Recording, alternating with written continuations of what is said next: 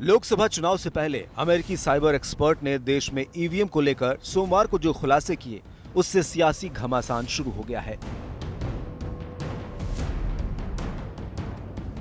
आज आम आदमी पार्टी ने भी मांग की कि कांग्रेस और सारी पॉलिटिकल पार्टी लिखकर चुनाव आयोग को दे कि जब तक बैलेट पेपर से चुनाव नहीं होगा, हम लोग चुनाव में हिस्सा नहीं लेंगे।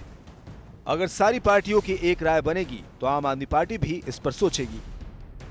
ईवीएम पर एक सवाल खड़ा हो रहा है पूरे देश में, और सवाल प्रमाण के साथ खड़ा हो रहा है। ऐसे नहीं कि हवा में खड़ा हो रहा है। आप लोगों ने अपने कैमरों में कैद किया है कि किस तरह से वोट दूसरी पार्टी को डालिए, वोट जाता है भारतीय जनता पार्टी। जो सवाल पूछना चाहता हूं, मैं क्या कह रहा हूं कि अगर ईवीएम हैकिंग का आरोप किसी भी पार्टी के ऊपर लग रहा है, वो कांग्रेस हो, आम आदमी पार्टी हो, बीजेपी हो, किसी के ऊपर लग रहा है, उसकी एक एजेंसी से जो इसकी जानकार हो जांच कराइए, और जहां जहां ईवीएम हैक किए गए हो वहां के इलेक्शन को कैंसिल कीजिए, रद्द कीजिए। आम आदमी पार्टी ने सवाल किया कि भारत के निर्वाचन आयोग पर कौन दबाव डाल रहा है, किस मजबूरी में वो बैलेट पेपर से चुनाव नहीं करवाना चाहते। तो आप ईवीएम से चुनाव कराने पे क्यों तुले पड़े हुए हैं? भारतीय जनता पार्टी वही पार्टी है जिसमें सुब्रमण्यम स्वामी से लेकर जीवीएल नरसिम्हा राव तक इनके तमाम नेताओं ने कांग्रेस के ऊपर ईवीएम हैकिंग का आरोप लगाया। आज वो बदल जाते हैं, आज कहते हैं साहब नहीं, हम लोग तो इतने लोकप्रिय हो गए हैं, हम पूरे देश का चुनाव जीत रहे हैं, इसलिए विपक्षी घबराए हुए अपनी हार से।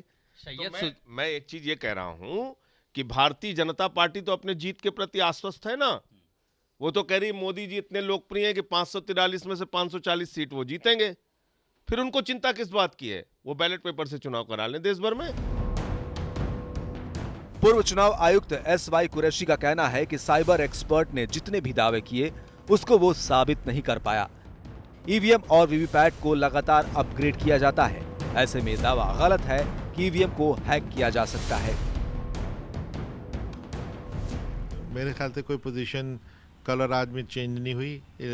ईवीएम तो 20 साल से है, और कितनी बार उस पर कंट्रोवर्सी हुई, लेकिन आज लोग मान लेते हैं कि इसकी वर्किंग ठीक है।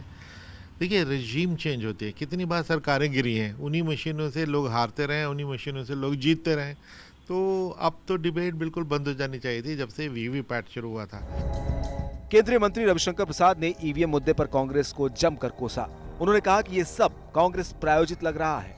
उन्होंने दावा किया कि हैकर के सभी आरोप निराधार हैं और इनका कोई सबूत भी नहीं है। इनवाइट में कहा गया था, जो लंदन में उनका कार्यक्रम था, कि ये ईवीएम को हैक करते हुए दिखाएंगे, ठीक है। और वो श्रीमान अमेरिका से प्रकट होते हैं, वो भी चेहरा ढांक करके प्रकट होते हैं। तो ये कौन सा नाटक है, मुझे ये समझ में नहीं आया। वो कितना बड़ा बकवास कर रहे हैं विदेश की धरती से भारत के लोकतंत्र को बदनाम करने के लिए। ईवीएम को लेकर परस्पर दावे भले ही किए जा रहे हों, लेकिन पिछले दिनों तक चुनाव आयोग ने ईवीएम को हैक करने की चुनौती दी थी तो कोई राजनीतिक दल सामने नहीं आया था।